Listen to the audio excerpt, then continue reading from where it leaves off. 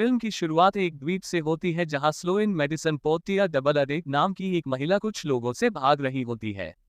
वह द्वीप के मालिक मिस्टर रोरके माइकल पेना से मदद के लिए फोन करती है, लेकिन वह उसे याद दिलाता है कि वह वहां एक मेहमान है और स्लोइन को उसके पीछा करने वाले पकड़ लेते हैं। बाद में मेहमानों से भरा एक विमान फैंटेसी आइलैंड पर पहुंचता है, जहां रोरके और उनके सहायक जूलिया परिसा फिट्जहेनले उनका स्वागत करते हैं।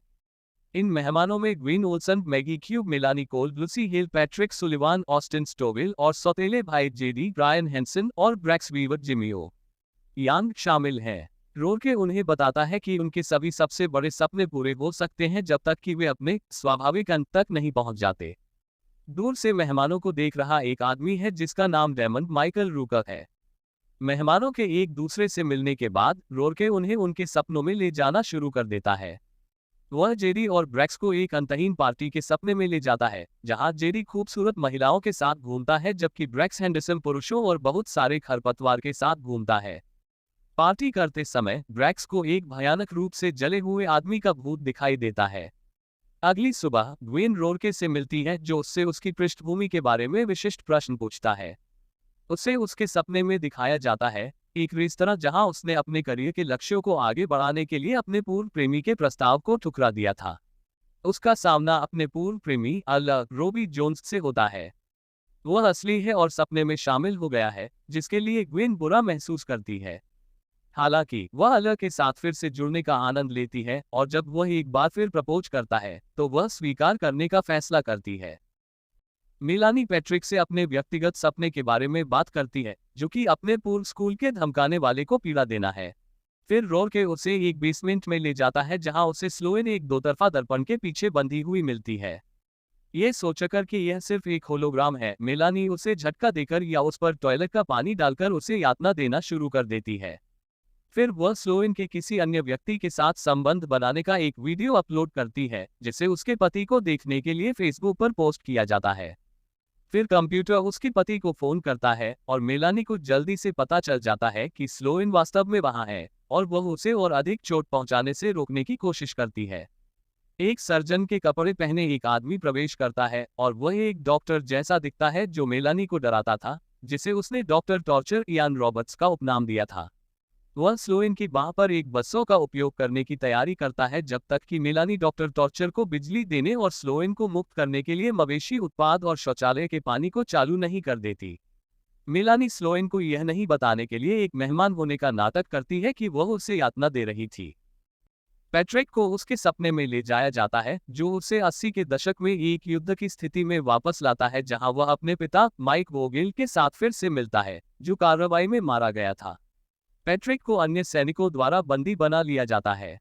ऐसा होते ही जेडी और ब्रैक्स अपने मकान में जो कुछ भी है उससे छेड़छाड़ कर रहे हैं, जिसमें ग्रेनेड और बंदूकों की एक श्रृंखला शामिल है। सैनिक इसे सुन लेते हैं और अपने क्षेत्र में दुश्मनों के साथ गोलीबारी शुरू कर देते हैं। जेडी और ब्रैक्स को तब पता चलता है कि हवेली काली शोभ नामक एक ठग की है और उसके सशस्त्र ठगों का एक समूह आ रहा है। मेलानी और स्लोइन द्वीप से बाहर निकलने का रास्ता खोजने के लिए अंधेरे जंगल से गुजरते हैं, लेकिन डॉक्टर टॉर्चर उन्हें फिर से ढूंढ लेता है और हमला करता है। उन्हें डेमन द्वारा बचाया जाता है, जो सर्जन को अपने माचेती से मार देता है। डेमन महिलाओं को बताता है कि वह एक निजी जासूस था जो एक मेहमान के रूप में आया था जिसका सपना अपनी मृत बेटी को फिर से देखना था, और यह सच हो गया, लेकिन चीजें एक बुरे सपने में बदल गई और वह वहां फंस गया। डेमन ये भी बताता है कि रोरके ने मेहमानों के पे में एक तरह का जादुई पानी डाला था जो मेहमानों को उनके सपने देने का स्रोत है। साथ ही साथ एक कैंटीन में कुछ पानी भी लेते हैं। हालांकि फव्वारे में देखने पर मेहमानों के सपने दिखाए जाते हैं।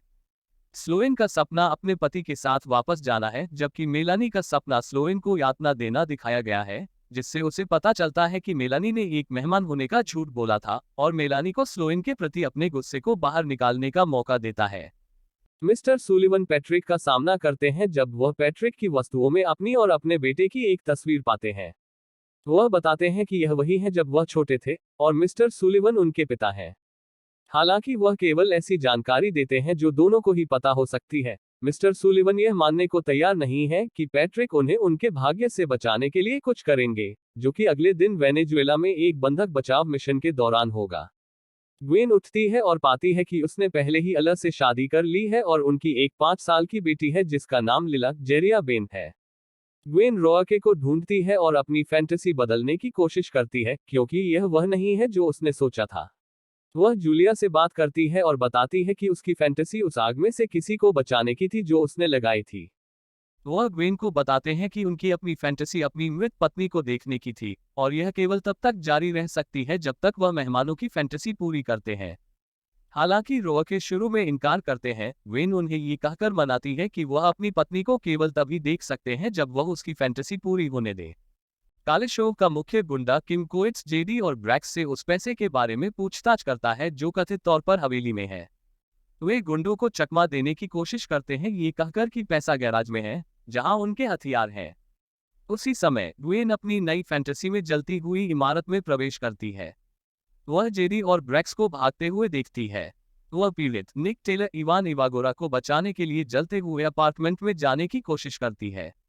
वह मदद लेने के लिए बाहर भागती है जहां वह पैट्रिक को एक पुलिस वाले के रूप में पाती है जो मदद नहीं करता क्योंकि वह फायरफाइटर्स के आने का इंतजार करना चाहता है।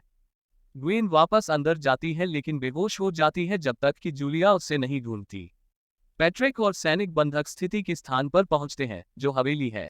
जेडी और ब्रैक्स कुछ गुंडों से लड़ते हैं। पैट्रिक उन्हें ढूंढता है और कुछ गुंडों को मारने में मदद करता है लेकिन वे ज़ोंबी के रूप में वापस आ जाते हैं। जेडी और मिस्टर सुलिवन मारे जाते हैं और ब्रैक्स या पैट्रिक उन्हें मदद नहीं कर पाते। मेलानी, स्लोन और डेमन को एक ज़ोंबी डॉक्टर टॉर्चर द्वारा हमला किया जाता है जो फिर से स्लोन पर हमला करने की कोशिश करता है जब तक कि डेमन खुद को और सर्जन को एक चट्टान के किनारे से नीचे नहीं फेंक देता। महिलाएं फिर एक फोन तक पहुंचने के लिए यातना कक्ष में लौट आती हैं। स्लोन अपने पति को फोन करती है और उससे धोखाधड़ी के लिए माफी मांगती है। इसे मेलानी के प्रति भी माफी के रूप में इस्तेमाल करती है। फिर वे डेमन के सहयोगियों से मदद के लिए संपर्क करते हैं ताकि वे भाग सकें।